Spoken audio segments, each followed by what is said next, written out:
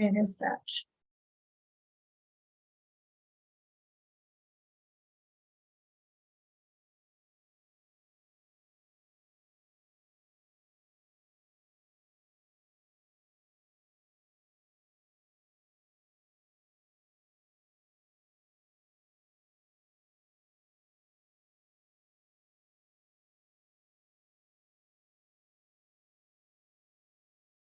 Yeah, hello everyone. I hope most of you have joined. So I'm going to share my screen for testing and just see how it looks.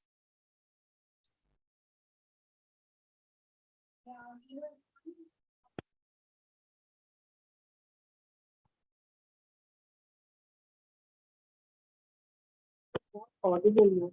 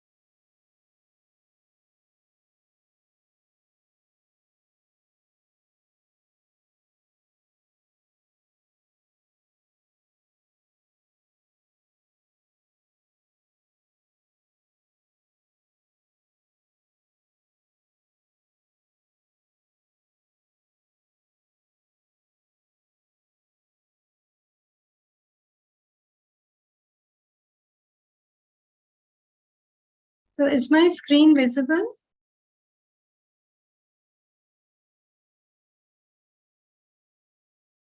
Can somebody answer back, please? Are my slides visible? No, ma'am, not till now.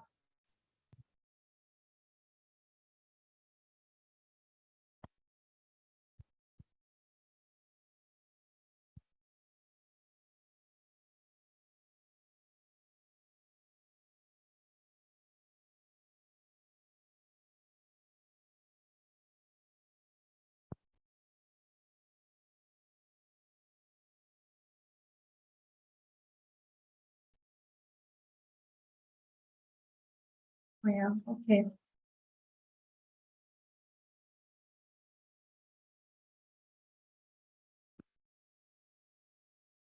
Yeah, now they're visible.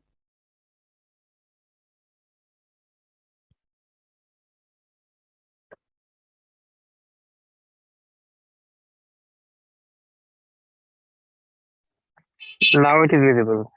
Okay, can you see the full slide covering the entire screen? Yes. Yeah, okay, good. So let's hope that this system will cooperate. So good afternoon, everyone. I think I am in the Zoom app. Good afternoon, ma'am. Yeah, I hope many of you are here. I see a few participants. So welcome to this live session. I'm Professor Shikha Laloria, and you've been listening to the lectures, and I hope learning a lot. So today we are just going to address some of the questions that were raised in the forum and some of the doubts that the students had reported to us. So I hope it will be a good learning experience and engaging and scientifically exciting also. And also I would request all the students and participants to, if they want to say anything or if they want to communicate, they should please type that in the chat box. And the TAs are there, they will be looking into it. So I can see Dr. Anirban, Ishita, some other people are also here. Okay, right. So just a review, because many students have been asking me questions regarding okay.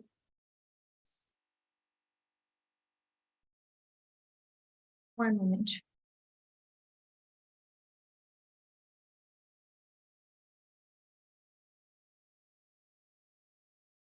about administrative issues really. So I just wanted to cover some of the points about the rules and stuff right now.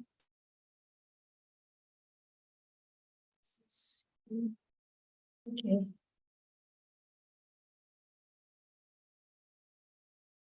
Go to the first slide.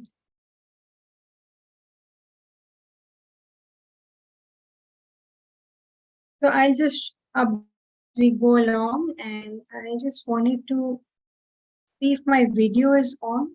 Are you people seeing that?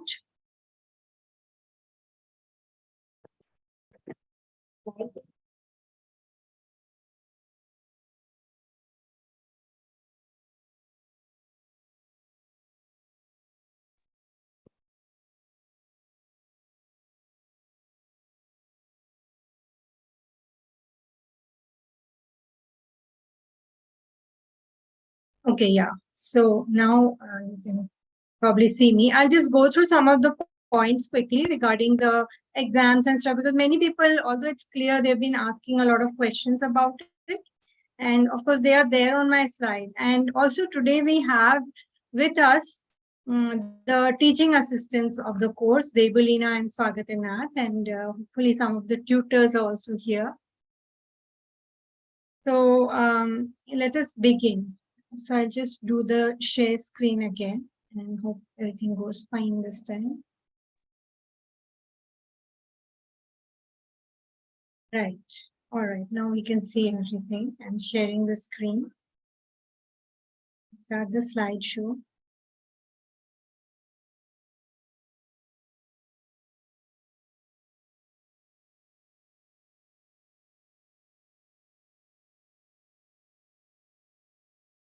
And also try to use a pointer. Right. So basically, it's fun that all of you are here. I just wanted to draw attention to this announcement. I've posted a few references related to chromosome organization. They're actually research papers. And those of you who have extra time might like to go through it, but don't fret that you need to know each and every point in these papers for the exam. That's not going to be the case. And so moving on, um, this is just for me, right?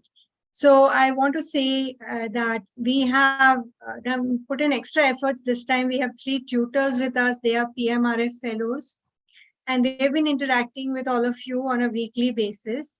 So some of you wanted maybe a recap and links to the problem solving session. So that has now been posted in the discussion forum as a message. All 3 of them have done that. So if you all can check it out, if you want to go back and remember something that they had explained. And then also in the discussion forum, we have tried to provide the clarifications to most of your queries and the questions that you have asked. And also there are some announcements related to the content. Okay. So all of you know, but I think some of you had trouble finding the transcripts and all. So of course, for the queries and clarifications, go to the ask a section section. And the transcripts or the notes, they are also available in the main page of the course. You go to the bottom left and there's something called text transcript. So you would find them there. They've been there from the beginning of the course. And then I've also been posting them in the order in which there's been some change in order this year and last year. So I've been posting them and I hope you'll find them useful. Okay, so these are the links. So there's also a link in that same platform for the tutorial sessions. So if you can, check that out, that will help you also. And actually, many of you have been asking questions about the exam and how to get the certificate. And the rules are very clear. So I don't have much power on bending the rules. And sometimes we do get requests regarding this, but it has been clearly stated on the website. Okay, now some of you missed some assignments, and the good news is for you that you don't need 8 out of 8 assignments. Even if you have done all 8, we take the 6 best ones to determine your score. So if you missed out 1 or 2, you may still get a proper assignment score. But beyond that, we are not able to do anything if you miss 3 or 4 of them and you probably try next year. So that's the main thing, that many students, they were asking me about it. Okay. All right. So I hope TS you will refresh the Google form and keep checking YouTube also. But I'm also checking some of it. Okay. But we have a lot of questions and I'll try to resolve some of them one by one. So when you ask a question, some of you are helpful enough to give a link to that exact slide, where that query is. So I've taken the liberty to take a screenshot of that. Okay. So that will help me explain. So one of the questions was,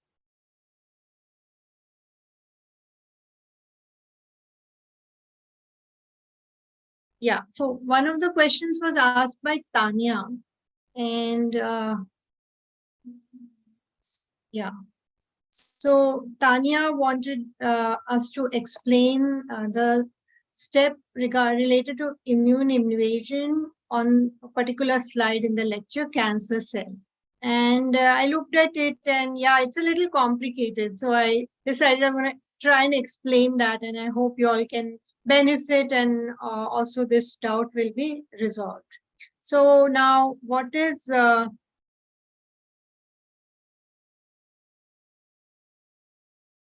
so what is this about? Okay, this relates to the tumor microenvironment. So if you remember, in the course, I had actually taught you about the tumor microenvironment and how it plays a role in the development of the tumor. And so it's not just the cancer cells themselves, but the surrounding cells, which help in, sometimes they help in the growth of the cancer cells themselves. And so this microenvironment, of course, it's in a complex tissue. So it's got many different types of cells, fibroblasts, WBC, endothelial cells, and pericytes and smooth muscle cells. They will be there in any tissue that your tumor is lodged, hopefully not yours. Anybody's tumor is lodged. Okay. And so the cancer cells themselves, they secrete various proteins, signaling proteins that can affect these surrounding cells. Okay. And they can alter the properties of the surrounding cells. And then they also may secrete proteases that modify the matrix. So those will digest their enzymes, they will digest the matrix and make it easier for the cancer cell to invade, perhaps. The stromal cells, that is the surrounding cells, they themselves also secrete certain proteins that stimulate the growth and division of the cancer cells. So there's a crosstalk going on here between the cancer cells and the cells in the microenvironment that the tumor is in. So that's what is meant by tumor microenvironment. And so how does it affect? That is the question. I hope I'm quite audible. Okay. If the volume is low, please tell me. So here is a cartoon that we had actually discussed earlier in the class, where you can see there are different sort of chemicals or signaling molecules being released, different combinations of them. So there's TGF beta, which is an important one. There's VEGF, vascular endothelial growth factor. Here's a combination of interleukins and TNF alpha, and then here's another set of combination. And then we've listed how some of these might be affecting the cancer cells. Okay.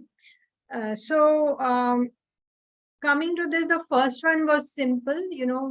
What we mentioned was that the fibroblasts in this tumor microenvironment, they may be somewhat different. They're different from a normal fibroblast, and they are called cancer associated fibroblasts, and they are themselves also secreting various chemicals.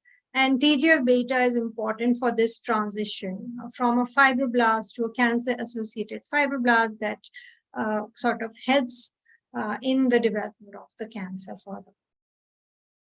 And then this is also quite simple to understand, that there are these various factors which actually are involved in something like the epithelial to mesenchymal transition. So then these cells, they can invade and migrate, and that's what they can convert a cancer cell into epithelial sort of cancer cell into a more migratory cancer cell. And that's important, of course, for metastasis, as you know, for the cancer to spread in the body.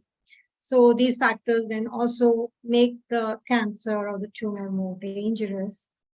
Then this is simple. There's angiogenesis. So VEGF is secreted, and its main function is to help in the blood vessel growth, and this helps in providing a blood supply for the tumor itself, and then it becomes more aggressive. But Tanya's question was about this part. So first of all, I want to clarify, Tanya, it is immune evasion, not invasion. Okay, and so this refers to how the tumor is going to evade the immune system. Okay, so there are cells in the immune system that they can actually recognize cancer cells and get rid of them. And this microenvironment helps the tumor evade this. And I've shown two different ways. Actually, there are many ways by which tumor cells evade the immune system. If you want to read more about it, please go ahead, or I can share a reference with you. But here, these 2 points are related to how the tumor microenvironment is playing a role in helping in the tumor and immune evasion. So there are 2 parts. One is this top one, where something to do with polarization of macrophages. And then there's another one which refers to regulatory T cells. So it's a little complicated. So let's look at them one by one. How am I doing on time? Okay. So some macrophages, they are myeloid cells. They are essential members of the innate immune response, as you all know. And they have got 3 important functions: phagocytosis and antigen presentation, and immunomodulation through secreting cytokines and growth factors. So there are many phenotypes of these macrophages that have been characterized based on their in vitro behavior and their in cell culture experiments. And there are 2 very famous ones which are important for this discussion: M1 and M2. You can see them at the 2 extremes of this pendulum. Okay, so these are, you can think of them as M1 phenotype and M2 phenotype. They differ from each other because they've got different markers. And it's a little complicated. I think for this course, it's not important to memorize how they are exactly different. But the term macrophage polarization, it refers to the activation state of a macrophage, whether it's M1 or M2 or anything in between at any singular point in time. And so these macrophages, they are actually plastic. They can change their polarization. Okay. And this can happen due to signaling from other cells, tissues, and pathogens. And for example, M2 can switch to M1, or M1 can switch to M2 based on environmental cues, such as the growth factors, cytokines, and so on. Now, there's difference between them are there. Like M1, they are pro-inflammatory, and they can present antigens quite effectively. They produce interleukins 12 and 23. And they activate T cell responses. So the important point here in terms of cancer is they inhibit cell proliferation and they cause tissue damage. So they cause some inflammation also. Whereas on the other hand, M2 macrophages, they're anti-inflammatory, and they have also poor ability to present antigens. So that function is somewhat impaired. And they have immunosuppressive effects. So these cells, in contrast with the M1, they promote cell proliferation, tissue repair, angiogenesis, everything that helps the cancer cell. So yeah, there are these 2 main types. And so there's another term called TAMs, or tumor-associated macrophages. Okay, so these are the macrophages present around the tumor. And so their polarization is actually controlled by the cancer cells present within the tumor microenvironment. And the ratio of this M1 to M2 can change as the cancer progresses. So in the early stages, this ratio is more favorable for M1. You have more of M1 type of macrophages in the beginning. But as the tumor grows in the later stages, M2-like population appears to be more abundant there. And as we already mentioned, M1 are tumor suppressing, and M2 are they actually aid the formation of the tumor and cell division and all of that. And now, people have done experiments and found that an increased M1 to M2 TAM ratio is improved, linked to improved prognosis in ovarian cancer, and also positive outcomes in many cancers. So actually, the cells, the tumor cells themselves, they secrete certain cytokines, and they can recruit more monocytes and these M0 macrophages, and then they can differentiate them further into the M2 type. So it's not just this polarization has happened, but more are actively being recruited. So these M2-like macrophages, they have a pro-tumor phenotype. Okay.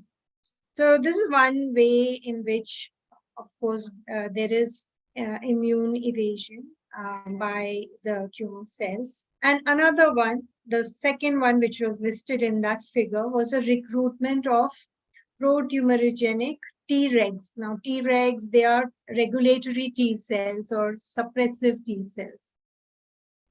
So these cells, in TGF-beta is important for this.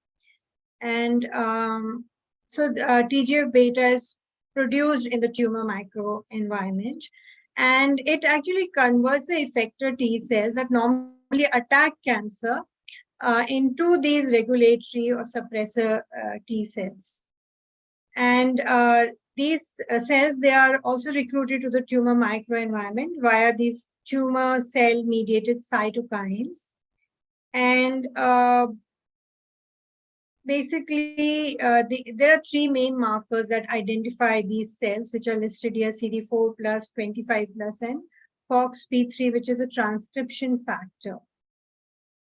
And these cells, they mediate immune suppression in the tumor microenvironment, and thereby they help the tumor to evade the immune response against it. And of course, this is again a very complicated subject. How do they suppress the immune response? So they can themselves secrete immunosuppressive cytokines, they can lyse the immune cells and suppress dendritic cell maturation and function, that is a immunological synapse formation. Okay. So it's pretty interesting, and of course we went in a little deeper than we needed to, but since one of the students was quite interested in it, I thought it would be fun to go into that. Anybody's raising any comments? Let's see. Right. So next, there are some simpler questions. There's Albi Chola Matam. I hope I'm pronouncing correctly. Albi had a question related to RB, retinoblastoma proteins, and just wanted to know, which of the kinases phosphorylate RB. So here we have shown that both the G1 CDK and the G1S CDK can do this. But initially, of course, the G1 CDK phosphorylates RB. Now, RB is a protein which is associated with E2F transcription factor. Okay. And E2F binds to E2F binding sites near the E2F responsive genes. Now, when RB binds to it, it represses the transcription of these genes. Okay, so all these genes are off in G1 phase.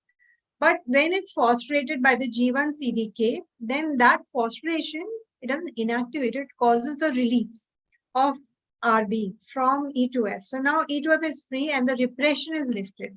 So the transcription can proceed. Many genes are expressed. Some of them are S-phase genes, including cyclin E and cyclin E. And so this helps in S-phase progression. Okay. And now these cyclins are produced. You can see they are components of the G1S CDK and the S CDK. And so they continue. G1S CDK will further keep on phosphorating RB, ensuring that this gene expression program goes on and the cell can progress into S phase, and S phase cells can complete S-phase without any hindrance. Okay. So I hope that is clear, Albi. Oh, next, there are some interesting questions related to proteasome and ubiquitination. And so one of the questions asked by Netra Krishna, I don't know if she's here, but it's interesting. The question is that we mentioned in the lectures that ubiquitination, now we know it has effects aside from just degradation. Initially, when people found that proteins get ubiquitinated, it was known to be a tag for degradation of proteins. But later on, people found many other proteins are ubiquitinated that are not being degraded. And in fact, this modification somehow alters their interactions with other proteins, or activity or localization can have many effects. So, how does the cell know that it's not going, it should not be degraded? Okay. So one of the things is that the proteasome, it actually recognizes the polyubiquitinated proteins. A protein which is monoubiquitinated is not recognized as such by the proteasome. It recognizes the polyubiquitin tail. So that's one point. That is a simpler point. And then, there are different kinds of tails. So Debulina, would you like to intervene and provide this explanation for the answer to this question? Please unmute Debulina.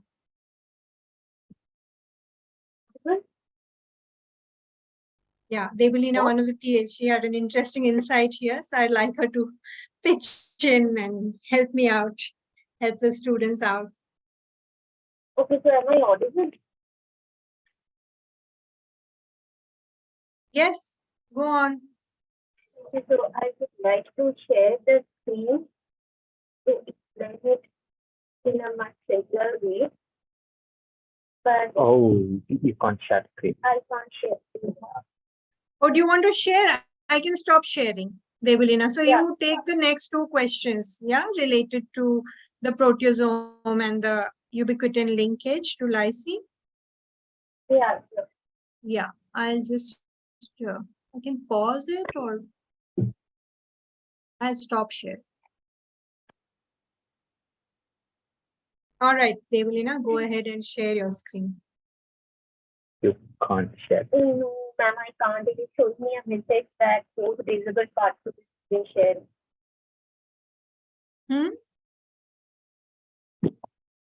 It is showing me a message that both visible participants screen sharing.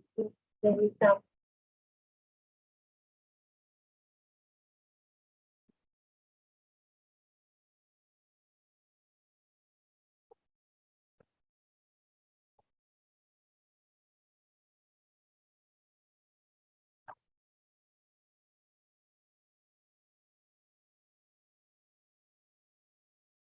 Are you planning to share, Devalina?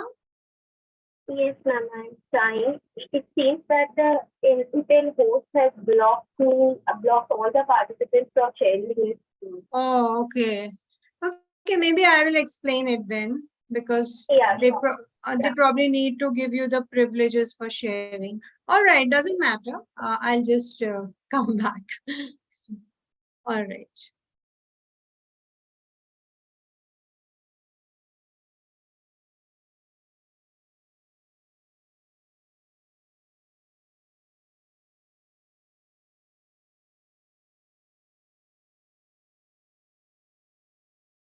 Hello, yeah. So am I audible and visible? Yes, ma'am, you are Okay.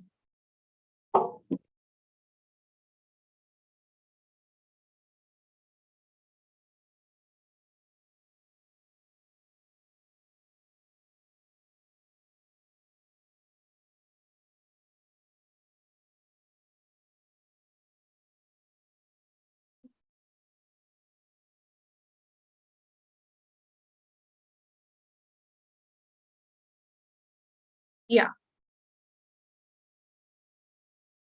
So you can see my screen, right? Yes.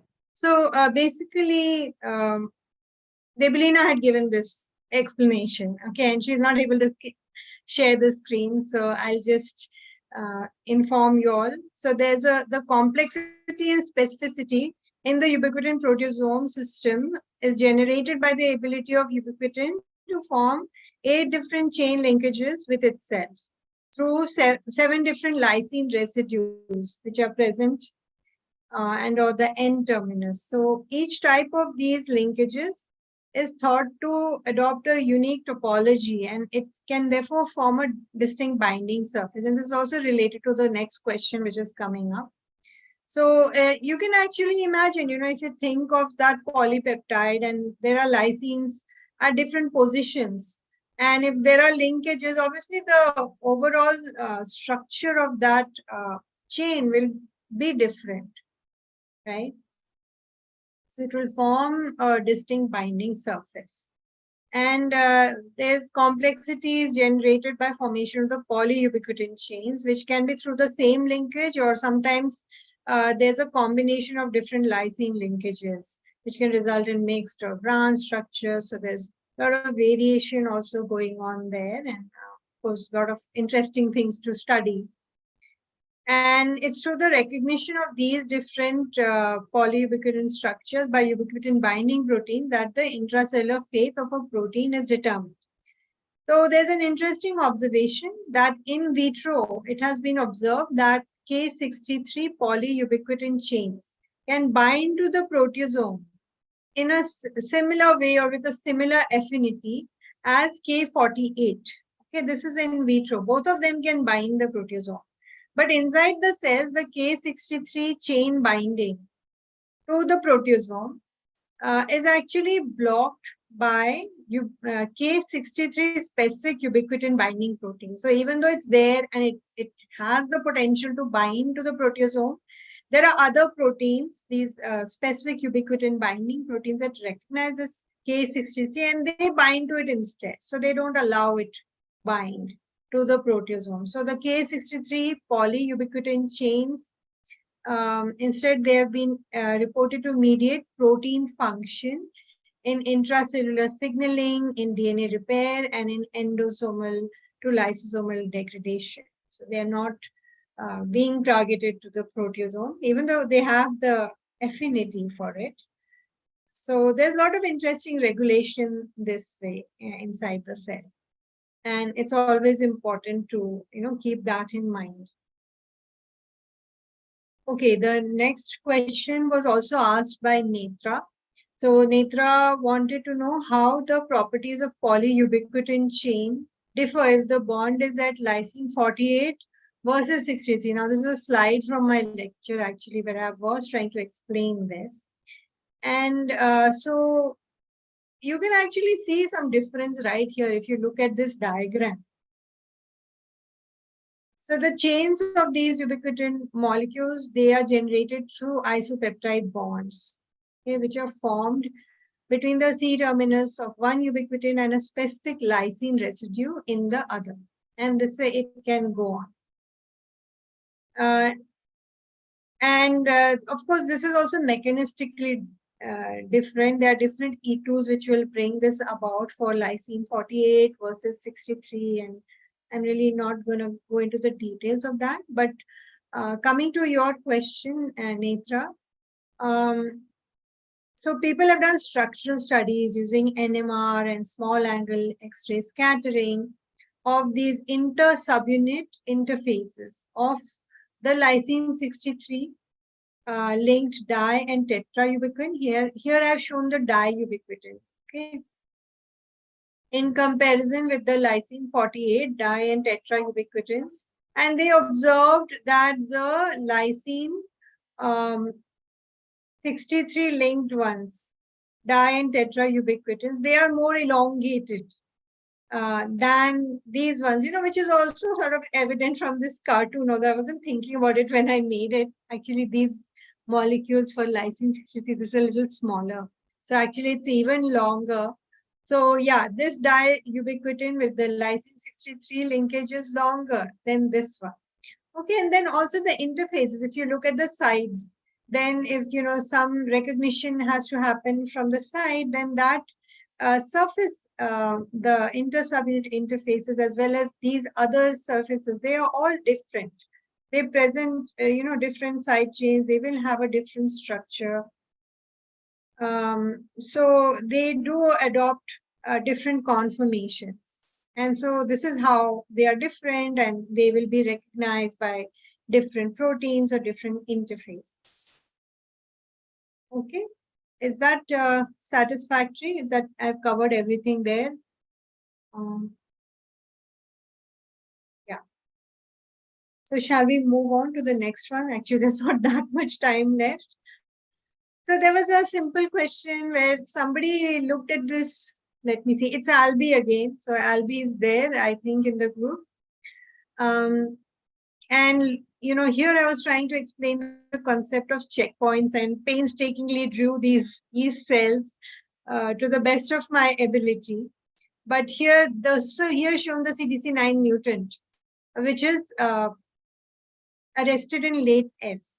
And the concern was that it looks like, there's a medium size daughter bud. And rather than a late S, he felt it looks like a early cytokinesis. So can I clarify that? And yes, of course. So we have studied about the cell cycle, right? And I explained you, and I can understand from where this question is coming. So this is the budding yeast cell cycle, and please note here, okay? Here you have, here you have the mother cell gives off a tiny bud, which increases in size. Now you have a medium bud, small, medium, large, medium. In M phase also you have a medium bud. You'd never have these two cells equal in size. Even when cytokinesis happens, one cell is smaller and the other is larger. The larger one is the mother cell, the smaller one is the daughter cell. So you can see here where the cells got separated. This is the mother cell. Shows like it's shrinking, but it's not, all right. So it's the same one.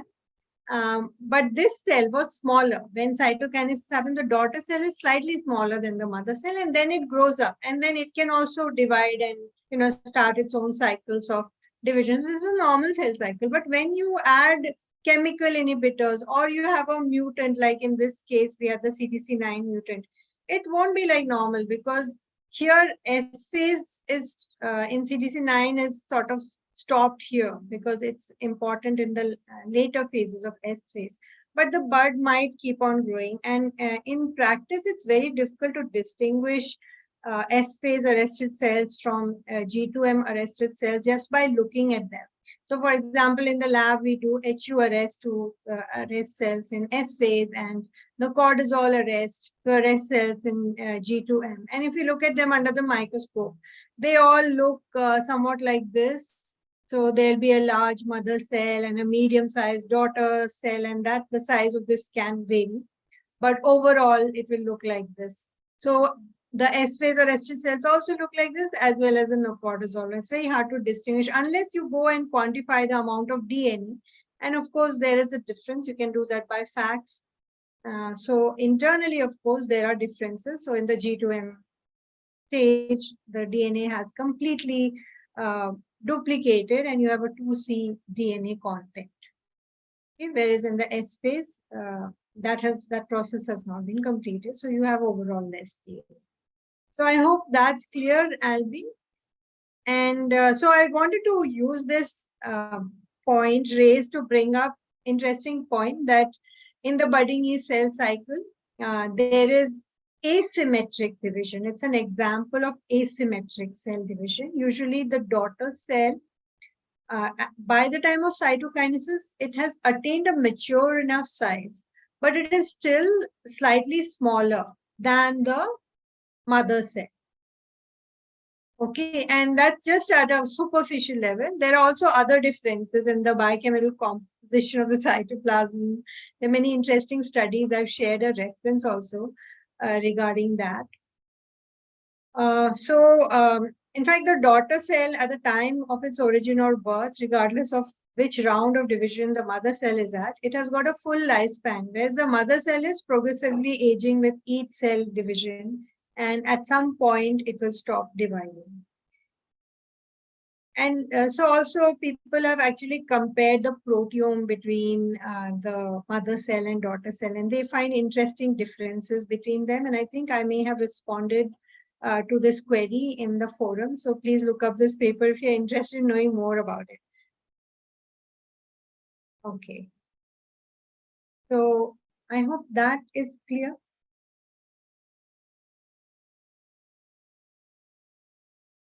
Kunal wanted to know, how is MPF activity transient? And that actually we have discussed quite a bit, but let me just explain it. You know, the term transient, Swagat has also explained to you. It actually means active for a short time and then it's inactive. Now, MPF, as you know, it's a cyclin B CDK complex, right? It's got two different proteins. The maturation promoting factor consisted of a CDK and its partner cyclin.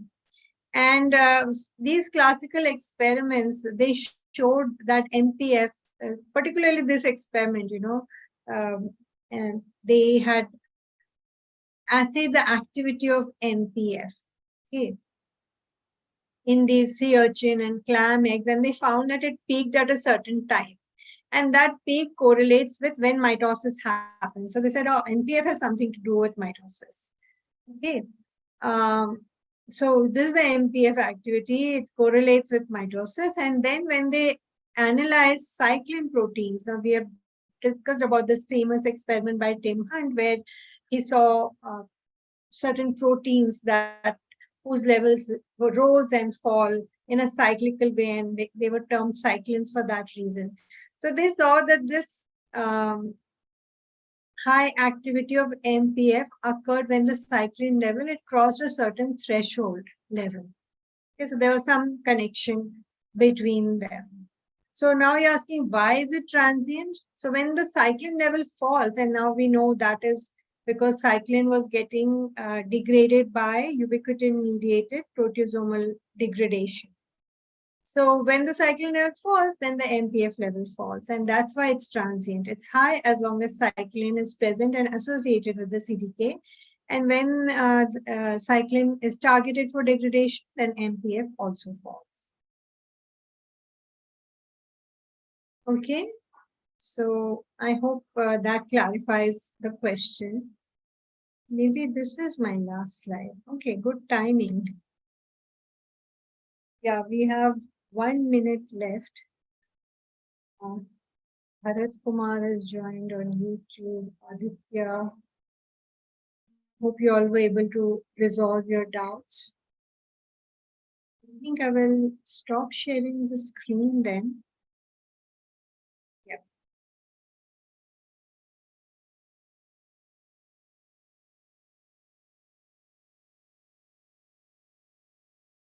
Okay, so are there any other points that I can look at the list of questions? Yes.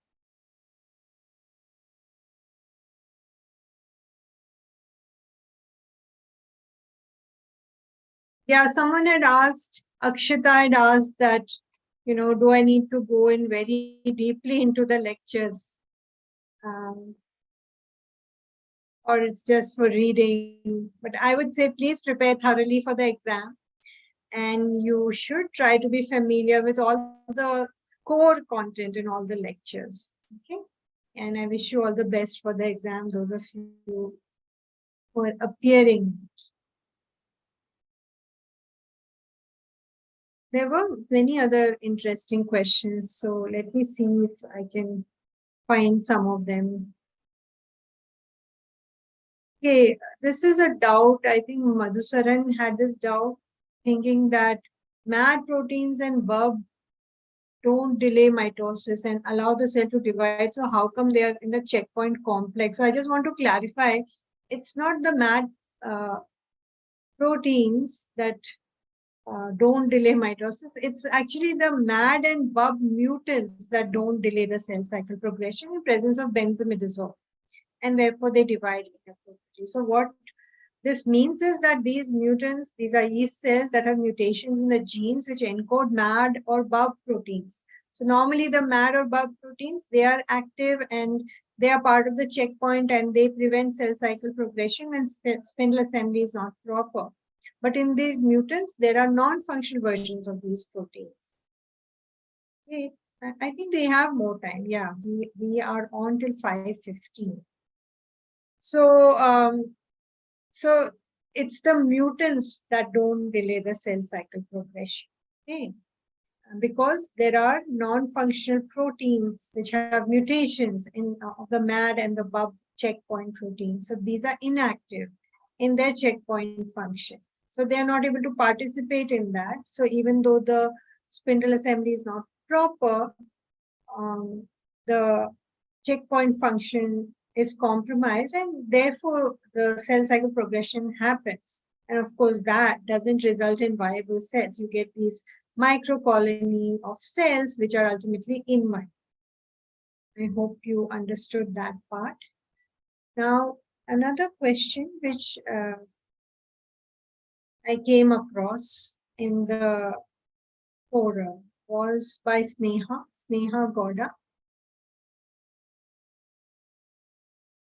So she wanted to know how aneuploidy would lead to miscarriage.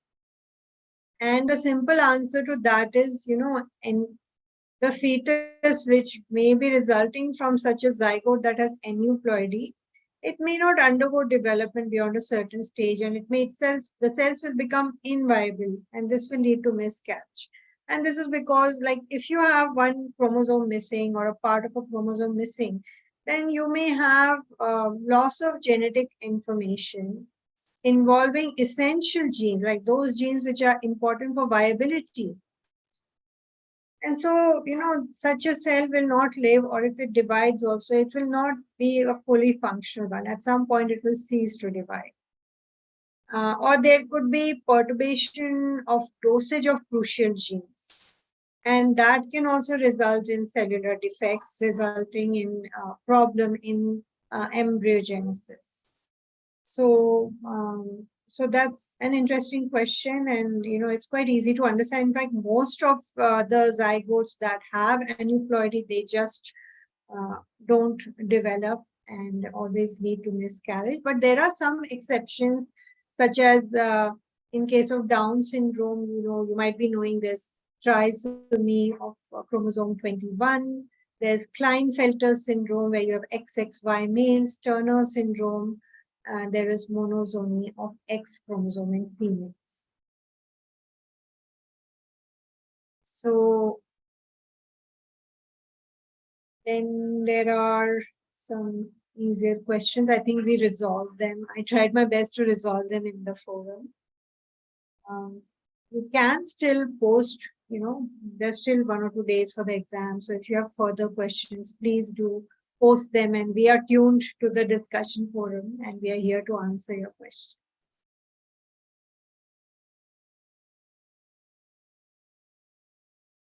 We discussed about RBA activation already. Many of these have this.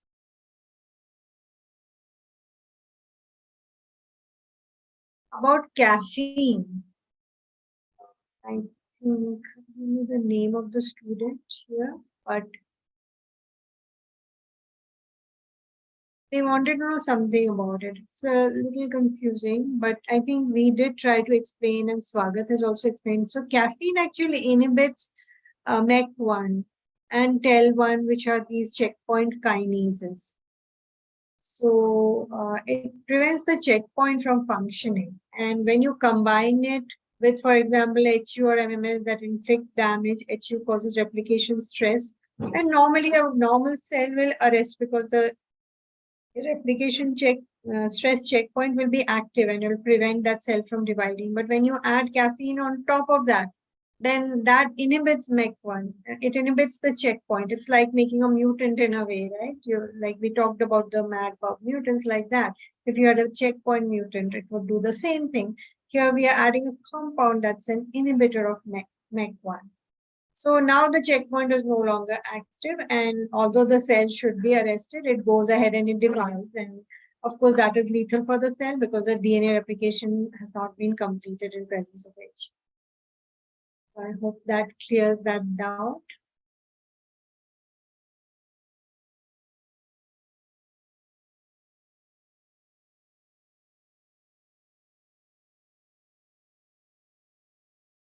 Egg cells and sperm cells, they are haploid gametes. And this is for Sneha. So they will not divide themselves, but they fuse with each other. And they form a diploid zygote. And then that zygote will further divide to give rise to the diploid organism. There's some basic question also about Farsana has asked about different side chains of amino acids. So yeah, there are different side chains. No? They have got different molecular, what should I say, organization or components. And so different amino acids, they have different side chains, or they're referred to as R groups if you look in your Leninger and so on. And they can be of different types, like they have different properties. You can have hydrophobic side chains, you can have hydrophilic ones, you can have some with OH group. So all of these, they have different properties. So depending on which side chains are abundant, that um, confers certain property, be it charge or reactivity to that part of the polypeptide. Okay, so do look up your basic biochemistry books to understand that.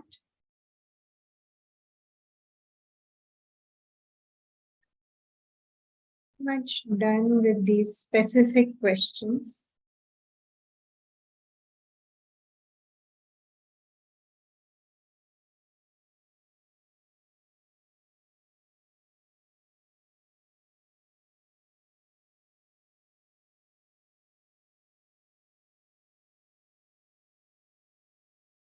So anyone has any more doubts? Or anyone wants to contribute something to the discussion?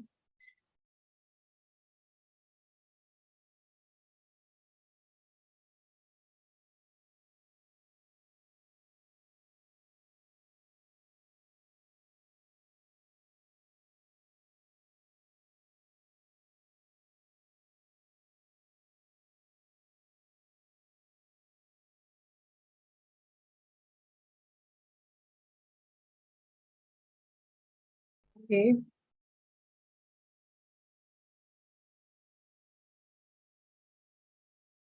So TS, could you check the Google form? Mm.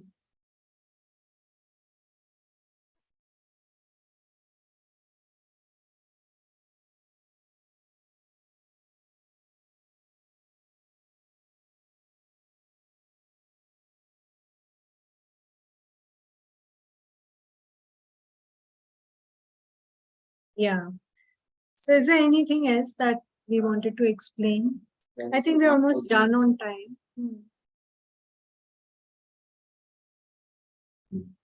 Oh, okay. I didn't see that. It's in the Zoom chat. Yeah. All right. So someone wants to know how HU hydroxyurea works.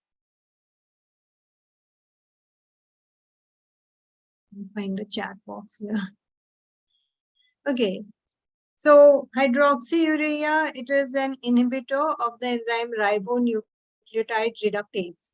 Okay. So this enzyme, it's very important for the production of DNTPs. Yeah. Oh, all right. I can see.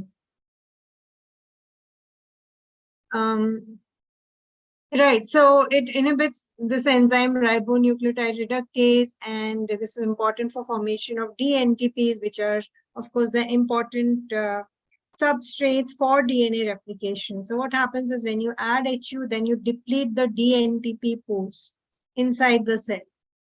And so the replication was ongoing, but it's kind of stalls, it stops.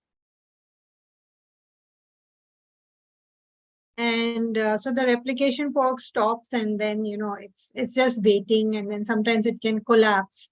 So that's the way hydroxyurea works. And then, of course, when you remove it, or sometimes if there is some limiting amount, it may be very slowly progressing. But mostly it stalls. So when we add hydroxyurea even to yeast cells, then replication uh, will stop and the cells arrest with this medium budded phenotype, as I told you. And it's a very useful tool for our experiments because we often use it to induce replication stress in cells, or if you want to synchronize the cells, we will add it to cells and then you can get them in one state and then you can wash it off and release.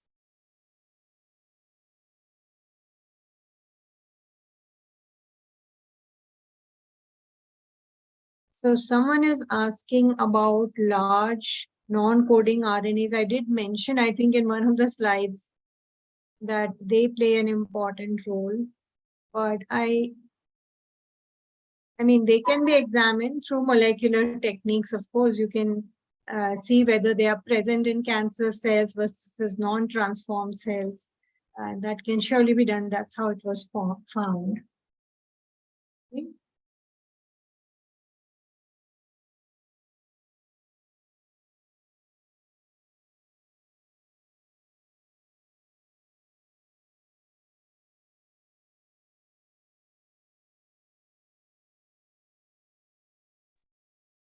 Hello, ma'am. Excuse me, ma'am. I Yeah. hope I'm audible. I'm Albi. I have Okay, Albi. Yeah, yeah. tell us. I think First I of all, was answering some of your questions today. Yes. yeah, I ma'am. hope you Yeah, understood. yeah. First of all, thank you for the explanations. Like, Hmm. and I had a general doubt regarding the questions for the exam. Like, can we accept the same level of difficulty as the assignment questions, or like some Hmm. more higher level? Frankly, I don't remember. I said the question paper a long time ago. But yeah, I mean, it's meant to get winners, and there'll be some easy questions, some okay, and some more difficult questions. Um, so it'll be similar level, I would think. Yeah, all the best. If you know the content and you've been listening to the tutors and you're even participating in this discussion, so I hope that you should not have any trouble. And they're also objective types, so quite easy because we have so many students that we can only have objective type question answers. So I wish you the best, and yes, there'll be a mix of easy and difficult questions and maybe some tricky questions. So just read the question carefully, think about it, and then select your answer. Okay, Okay. Albi? Okay, ma'am. Is Thank that you. answer? Dr. Ganguly is asking us, Dr. Anirban Ganguly, if we have any plans for a hands-on workshop on cell culture at ISC. I would say at least not right now, but we do get requests for workshops and internships, and maybe sometime in the future we'll think about it. But at least right now, in the near future, I don't have a plan for that. And because for cell culture workshop, we certainly have to raise a lot of money also to support, the activities. So it's a good suggestion. And we'll think about it. Okay. Ishita saying something here. Maybe it's a reply.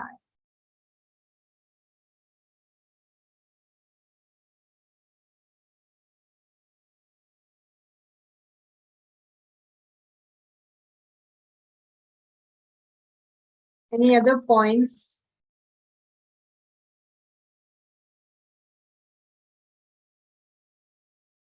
Over. Okay. All the best, everyone. And I think our session is closing. So I wish you the best for the exam and keep learning, keep interacting with each other. Goodbye.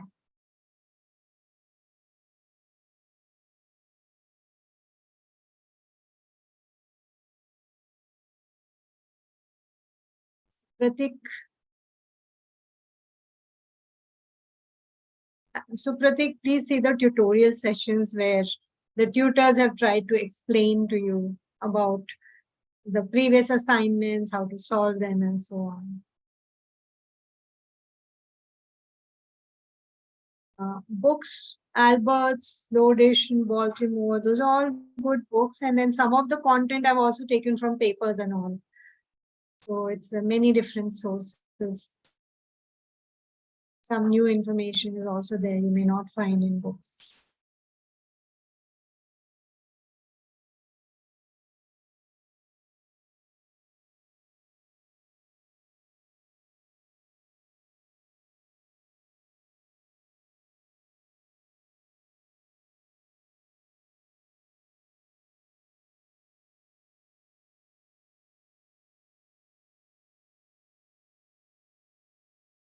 I'm leaving now. Goodbye, everyone.